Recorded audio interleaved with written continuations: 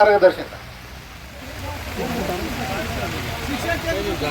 आजच्या मोर्चाच्या निमित्ताने उपस्थित असलेले अध्यक्ष आदरणीय आमचे मित्र शिवाजीराव ठाकरे पाटील या ठिकाणी कधीही न सुटणारे पण असतात, कारण एक प्रश्न सुटला तर दुसरा प्रश्न निर्माण होत असतो.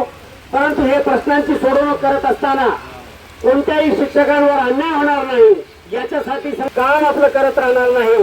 तोपर्यंत शिक्षकांचे प्रश्न अनेक आहेत, हे प्रश्न सोडवण्यासाठी एकजुटीनं लढा देण्याची गरज आहे.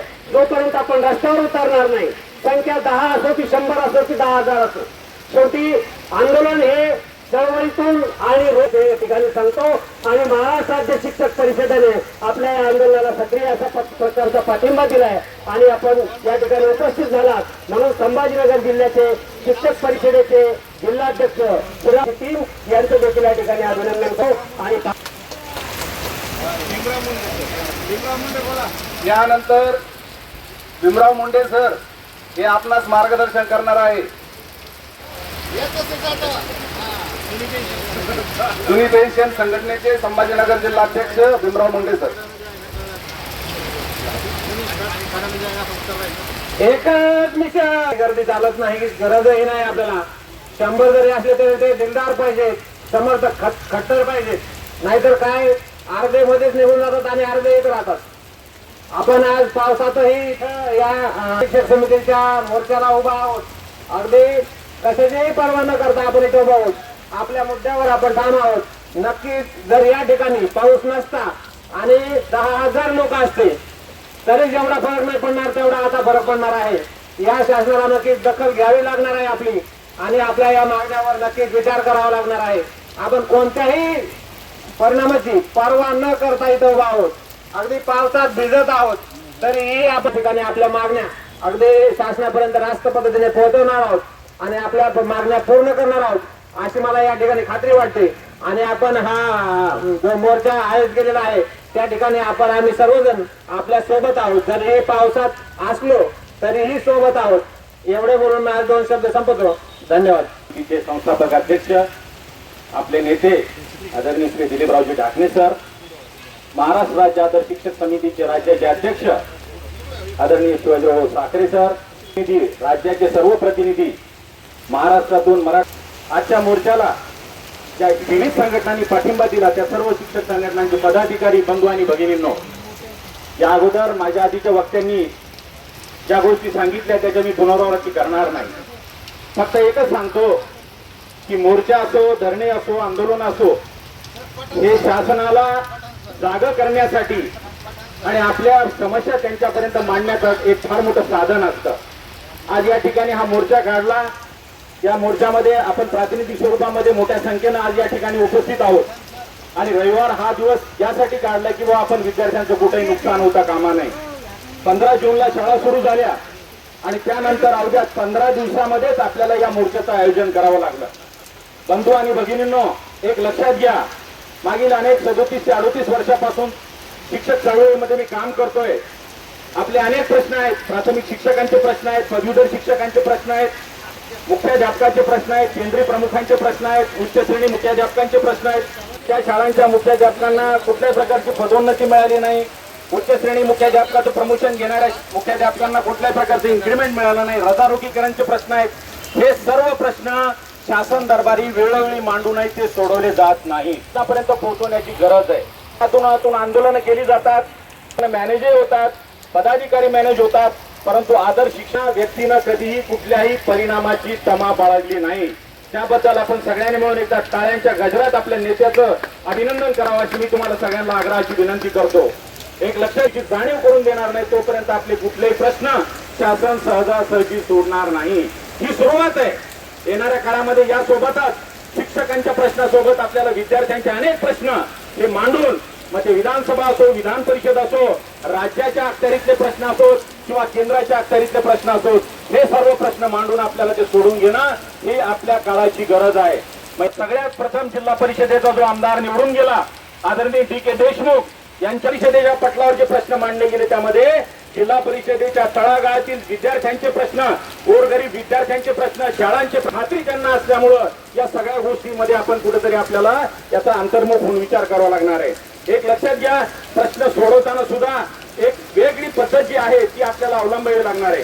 जिल्हा पातळीवर धरणे आंदोलन करणे, विभागीय पातळीवर धरणे आंदोलन करणे, राज्य पातळीवर शासनाच्या प्रतिनिधींची भेट घेणे, सचिवांची भेट घेणे, मग त्या ठिकाणी मंत्र्यांच्या माध्यमातून जाऊन आपले प्रश्न मांडण्यासाठी प्रयत्न करणे, हा क्रम आपले राज्याचे अध्यक्ष आदरणीय ठाकरे साहेब ठाकरे सरांच्या नेतृत्वाखाली अतिशय उत्तम रीतीने काम करतात।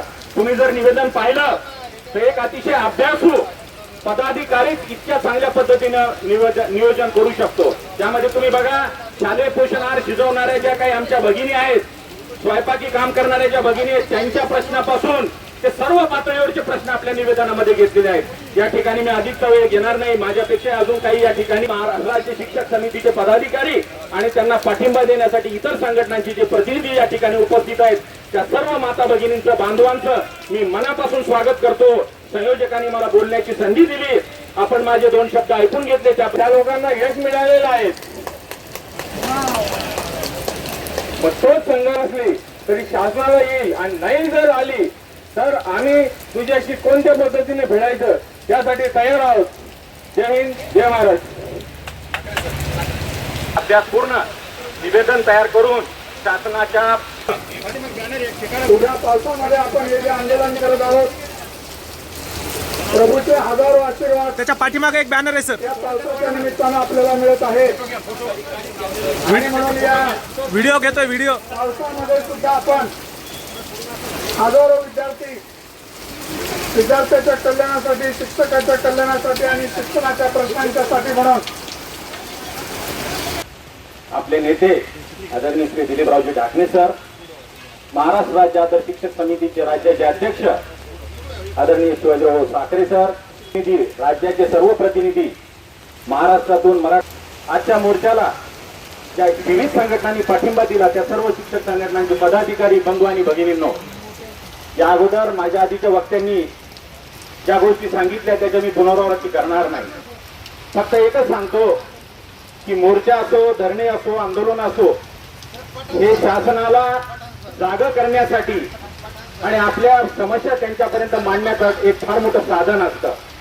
आज या ठिकाणी हा मोर्चा काढला, या मोर्चामध्ये आपण प्रातिनिधिक स्वरूपामध्ये मोठ्या संख्येनं आज या ठिकाणी उपस्थित आहोत आणि रविवार हा दिवस यासाठी काढला की आपण विद्यार्थ्यांचं कुठेही नुकसान होता कामा नये। 15 जूनला शाळा सुरू झाल्या आणि त्यानंतर अवघ्या 15 दिवसामध्येच आपल्याला या मोर्चाचं आयोजन करावं लागलं।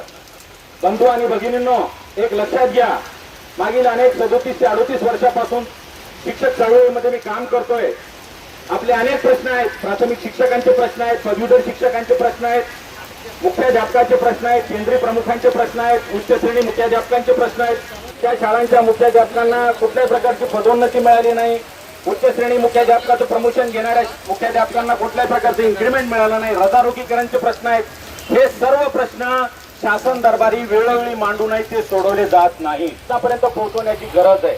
हातून आंदोलनं केली जातात, मॅनेजही होतात, पदाधिकारी मॅनेज होतात, परंतु आदर्श शिक्षण व्यक्तीनं कधीही कुठल्याही परिणामाची तमा बाळगली नाही। त्याबद्दल आपण सगळ्यांनी मिळून एकदा टाळ्यांच्या गजरात आपल्या नेत्याचं अभिनंदन करावं अशी मी तुम्हाला सगळ्यांना आग्रहाची विनंती करतो। एक लक्षाची जाणीव करून देणार नाही तोपर्यंत आपले कुठलेही प्रश्न शासन सहजासहजी सोडणार नाही। ही सुरुवात आहे। येणाऱ्या काळामध्ये यासोबतच शिक्षकांच्या प्रश्नासोबत आपल्याला विद्यार्थ्यांचे अनेक प्रश्न हे मांडून, मग ते विधानसभा असो, विधान परिषद असो, राज्याच्या अखत्यारीतले प्रश्न असोत किंवा केंद्राच्या अखत्यारीतले प्रश्न असोत, हे सर्व प्रश्न मांडून आपल्याला ते सोडून घेणं ही आपल्या काळाची गरज आहे। मग सगळ्यात प्रथम जिल्हा परिषदेचा जो आमदार निवडून गेला आदरणीय DK देशमुख यांच्या परिषदेच्या पटलावर जे प्रश्न मांडले गेले त्यामध्ये जिल्हा परिषदेच्या तळागाळातील विद्यार्थ्यांचे प्रश्न, गोरगरीब विद्यार्थ्यांचे प्रश्न, शाळांचे खात्री त्यांना असल्यामुळं या सगळ्या गोष्टींमध्ये आपण कुठेतरी आपल्याला याचा अंतर्मुख होऊन विचार करावा लागणार आहे। एक लक्षात घ्या, प्रश्न सोडवताना सुद्धा एक वेगळी पद्धत जी आहे ती आपल्याला अवलंबावी लागणार आहे।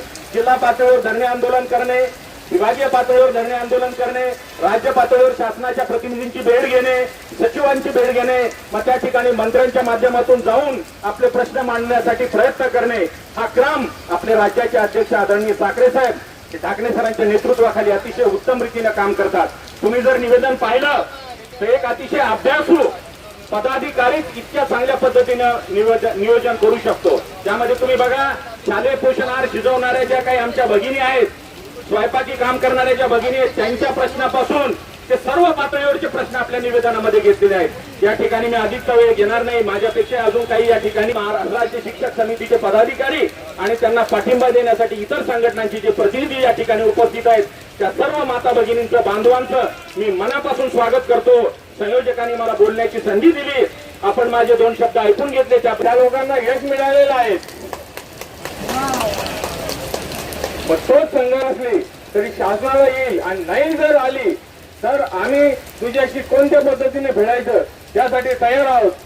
जय हिंद, जय महाराष्ट्र. अभ्यास पूर्ण निवेदन तयार करून शासनाच्या उद्या पावसामध्ये आपण हे जे आंदोलन करत आहोत, प्रभूचे हजारो आशीर्वाद त्याच्या पाठीमागे एक बॅनर आहे सर. या पावसाच्या निमित्तानं आपल्याला मिळत आहे. आणि म्हणून या व्हिडिओ घेतोय व्हिडिओ. पावसामध्ये सुद्धा आपण हजारो विद्यार्थ्याच्या कल्याणासाठी, शिक्षकाच्या कल्याणासाठी आणि शिक्षणाच्या प्रश्नांच्यासाठी म्हणून या भर पावसामध्ये मराठवाड्यातून आणि महाराष्ट्राच्या अन्य जिल्ह्यातून हजारो शिक्षक या ठिकाणी आलेले आहेत. सर्वप्रथम भर पावसामध्ये मोर्चात आलेल्या दुसरी गोष्ट ज्या शिक्षकाच्या कल्याणासाठी आणि शिक्षणाच्या प्रश्नांच्यासाठी म्हणून या भर पावसामध्ये मराठवाड्यातून आणि महाराष्ट्राच्या अन्य जिल्ह्यातून हजारो शिक्षक या ठिकाणी आलेले आहेत. सर्वप्रथम भर पावसामध्ये मोर्चात आलेल्या दुसरी गोष्ट ज्या सुद्धा मला नाही अध्यक्षाला पाहिजे. मी या ठिकाणी अभिनंदन करतो. सर त्याचबरोबर या ठिकाणी सर्व मित्र संघटना यांचंही अभिनंदन करतो. आमचे महाराष्ट्र राज्य आदर्श शिक्षक समितीचे संस्थापक, सन्माननीय राज्य पदाधिकारी, विविध जिल्ह्यातून आलेले पदाधिकारी, सर या सगळ्यांचं मनपूर्वक औरंगाबाद जिल्ह्यामध्ये संबंधित शिक्षणाधिकारी आणि संबंधित शिवसाहेबांनी जो अन्याय केलेला आहे त्या अन्यायाच्या संदर्भात झाल्या या सगळ्या स्वागत करतो. आणि पोलीस अधिकारी आणि पोलीस शिपाई, पोलीस अधिकारी करणारे ते प्रश्न आहेत आणि म्हणजे या प्रश्नांची सोडवणूक आपण कराल अशी अपेक्षा आहे. जर तुम्ही प्रश्न सोडवले आहेत, सोडवणार असाल तरच राज्य कराल. आणि जर प्रश्न सोडवण्यामध्ये जर तुम्ही हायगय केली तर यापुढे महाराष्ट्र सरकारचं लक्षात घ्या. आणि 5.5 लाख शिक्षक, आमचे सगळे कुटुंबीय, आमचे सगळे नातेवाईक, आमच्याकडे सुद्धा मताचा अधिकार आहे. आणि म्हणून या मताचा अधिकार आम्हाला उपयोगात आणावं लागेल. आणि तुमचं हे दुर्दैवी सरकार, अन्यायी सरकार, शिक्षकांच्या प्रश्नाकडे लक्ष न देणारे सरकार बदलावं लागेल असा इशारा देतो. आणि या भर पावसामध्ये हजारो शिक्षक भगिनी सुद्धा या आंदोलनाला आल्या. त्याबद्दल परत एकदा सर्व आंदोलनकर्त्या शिक्षक बंधू भगिनींचं मनपूर्वक आभार मानतो, अभिनंदन करतो. धन्यवाद. यानंतर विरोधी पक्षनेते, ग्रामविकास मंत्री, शिक्षण मंत्री आणि मुख्य सचिव यांना निवेदन देणार आहोत. आताच होणारा मध्ये आपली वाट बघताय विभागीय आयुक्त कार्यालयामध्ये. सर्वप्रथम आजचा हा मोर्चा राज्याध्यक्ष माननीय शिवाजीराव साखरे सर, मराठवाडा प्रमुख जोशी सर, राज्य महासचिव अंजुम पठाण सर यांच्या नेतृत्वामध्ये यशस्वी संपन्न झाला. आणि या मोर्चामध्ये सहभागी झालेले शिक्षक परिषदेचे नेते बाबूराव गाडेकर सर, जिल्हाध्यक्ष श्रीराम बोचरे सर, जुनी पेन्शन संघटनेचे भीमराव मुंडे सर, त्यांचे सहकारी, कास्ट्राईब संघटनेचे सर्व पदाधिकारी, मध्यवर्ती संघटनेचे सर्व पदाधिकारी, रहीम सर, जुनी पेन्शन हक्क संघटनेचे, प्रहार संघटनेचे सर्व पदाधिकारी, त्यांनी येऊन आपल्याला पाठिंबा दिला, त्याबद्दल मी त्यांचे आभार मानतो. मित्रांनो, अत्यंत या जिल्ह्यामध्ये काही अधिक आपल्या जिल्हा परिषदचे आपले प्रमुख मुखिया म्हणजे माझं जे भाषण आहे रेकॉर्डिंग करून व्हायरल करा की आपण हा मोर्चा जो आहे राज्यातील शिक्षकांचे जे प्रश्न आहेत त्या प्रश्नासाठी आयोजित केलेला आहे। याची नोटीस आम्ही राज्याचे पदाधिकारी यांनी 1 महिना अगोदर सरकारला दिली। पावसाळी अधिवेशन आहे, राज्य सरकारचं लक्ष वेधलं नाव म्हणून जुनी पेन्शनचा प्रश्न असेल, शालेय पोषणावर शिजवणाऱ्या ज्या महिला भगिनी त्यांना 10,000 मानधन देणं असेल, त्यानंतर आपले जे रिक्त पद आहेत 50,000 रिक्त पद आहेत, आणखी 11,500 नवीन शिक्षकांची पद भरलेत, हे लवकर भरण्यात यावीत। माध्यमिक शाळा ज्या आहेत आपल्या 300 350 मराठवाड्यामध्ये 353 यामध्ये वर्ग 2चे पद भरलेले नाहीत। आपल्याकडे उच्च शिक्षित शिक्षक आहेत, त्यातून त्यांना पदोन्नती देऊन ती पद भरण्यात यावी। अनेक प्रश्न आहेत, 24 प्रकारचे प्रश्न आज आपण राज्य सरकारकडे या आजच्या मोर्चाच्या द्वारे आपण पाठवत आहोत। त्यामध्ये अशोषित प्रगती योजना आम्हाला लागू करा, खाजगी संस्थेला करता आम्हाला का नाही? रजारोखीकरण खाजगी शाळातील शिक्षकांना त्याचा लाभ दिला जातो सेवानिवृत्तीनंतर, आम्हाला का नाही? आम्हाला का नाही? म्हणजे असे न्याय हक्काचे प्रश्न आहेत। अहो, खाजगी शाळातला जर मुख्याध्यापक रिटायर झाला तर दुसऱ्या दिवशी त्या ठिकाणी तो भरल्या जातो ते पद। आपल्याकडे वर्ष पदोन्नती होत नाही, विस्तार अधिकाऱ्याचे तर 10-15 वर्ष शिक्षकातून पदोन्नती झाल्या नाही। असे अनेक आपल्या न्याय हक्काचे प्रश्न आहे। मग खाजगी शाळेला शिक्षक कर्मचाऱ्याचा पगार राज्य सरकार करतं आणि जिल्हा परिषदचाही राज्य सरकार करतं, त्यांना एक न्याय आम्हाला एक न्याय। आपल्याकडे जिल्ह्यात प्रश्न उद्भवला होता बघा, खाजगी शाळेचा पगार जर राज्य सरकार करतं तर मुख्यालयाबाबत आपल्या जिल्हा परिषद शिक्षकांनाच का टार्गेट धरलं जातं? खाजगी शाळात ग्रामीण भागात नाही का? असे अनेक जिव्हाळ्याचे प्रश्न आहेत। या प्रश्नासाठी मोर्चा असताना जे काही लोक आहेत, हा मोर्चा यशस्वी होऊ नये किंवा यामध्ये आपल्या जिल्ह्यामध्ये झालेला महाराष्ट्रातला सगळ्यात मोठा बदली घोटाळा, बदल्यानंतर दुरुस्त्या, प्रतिनियुक्तीचा घोटाळा, आरोग्य कर्मचाऱ्यांच्या बदल्यातला घोटाळा, त्यामध्ये झालेली अनियमितता, ते यांनी अशी अफवा केली की हा विषयासाठी हा मोर्चा आहे आणि या मोर्चामध्ये जर सहभागी झाले साहेब कारवाई करेल। अरे साहेब, ते पण कर्मचारी आहेत, आपणही कर्मचारी आहेत। आपल्या कर्मचाऱ्यांनी जर त्याच्या कर्तव्यात कसूर केला त्याच्यावर कारवाई होते। मग अधिकाऱ्याने बदल्यामध्ये अनियमितता केली, आरोग्य कर्मचाऱ्यांच्या बदल्यामध्ये अनियमितता झाले, विभागीय आयुक्ताच्या त्रिसदस्यीय समितीने चौकशी केली, त्यामध्ये ते दोषी आढळले, म्हणजे त्यांच्या कर्तव्यात त्यांनी कसूर केला का नाही? मग या अधिकाऱ्यावर कठोर कारवाई झाली पाहिजे। बरं, त्यांची एवढी हद्द आहे की ज्यांनी आवाज उठवला, प्रलंबित प्रश्नासाठी आंदोलन केले, आरोग्य कर्मचारी संघटनाच्या लोकांना निलंबित, शिक्षक संघटनाच्या लोकांना निलंबित। अरे, शिक्षकांच्या प्रश्नासाठी कर्मचारी जे काही विचाराचे परिपक्व असणारी चळवळ चालवणारे लोक आहेत ते 1 वेळेस 10 वेळेस निलंबित होतील, परंतु जो अन्याय करेल, ज्याने अनियमितता घडून आणले त्यांच्यावर कारवाई झाल्याशिवाय संघटना शांत बसणार नाही। अरे, तुम्ही शासनाचा पगार घेता, मग एवढा नालायकपणा करायची गरज काय? एवढा बोगस आणि नालायक अधिकारी मी 30 वर्षाच्या सेवेत पहिल्यांदा पाहिला। इतका नालायक, म्हणजे आमची बोली व्हायची, नालायक म्हणजे लायक नसलेला कामाला। आणि अशा अधिकाऱ्याला राज्यकर्ते काही लोक पाठीशी घालत असेल तर हा घटनेनं दिलेला आपल्याला अधिकार आहे। आंदोलन मोर्चामधून अन्यायाला वाचा फोडणे आणि आपल्या न्याय हक्कासाठी संघर्ष करणे, आणि हे आम्हाला साखरे सरांनी शिकवलेले आहे आणि म्हणून आम्ही आंदोलन करतोय। म्हणून आपण या आजच्या या मागणी जी आहेत आपली 2 नंबरची मागणी आहे की SIT चौकशी करा किंवा ACB खात्यामार्फत चौकशी करा।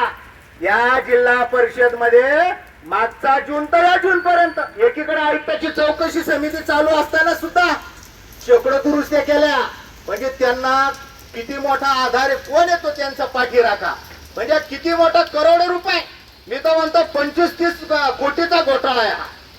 SIT चौकशी केली किंवा ACBI चौकशी केली तर त्यांच्या दलालासह खाते प्रमुखासह हर्सुलला राहतील, आणि मी हर्सुल जेलच्या बाजूलाचे त्यांना डबा घेऊन जायचे। म्हणजे एवढे नाराज, एवढे बोगस यांचा कारभार आहे, यांनी ही कामगिरी केलेली आहे। आणि म्हणून त्यांच्यावर कारवाई झालीच पाहिजे. आणि मी या मोर्चाच्या निमित्ताने न्यायमूर्तींना सुद्धा अपील करतो की त्यांनी समोटा अंतर्गत याचिका दाखल करून घेतली पाहिजे आणि न्यायालयाने आदेश दिले पाहिजे की शासनाच्या SIT चौकशी केली पाहिजे म्हणून. आणि म्हणून हे ज्या आपल्या मागण्या आहे, आज तुम्ही एवढ्या भर पावसात हा मोर्चा काढला, हा वाया जाणार नाही. आपल्या आंदोलनाची दखल विरोधी पक्ष नेते यांनी घेतली. त्यांना या दुपारनंतर यायला या ठिकाणी वेळ नसल्यामुळं त्यांनी राज्याध्यक्षांना पाचारण केलं आणि आपल्या मागण्याचं निवेदन घेतलं. त्याबद्दल त्यांचे आभार, कारण ते सुद्धा आपले प्रश्न शासन दरबारी मांडणार आहे. आणि म्हणून मित्रांनो,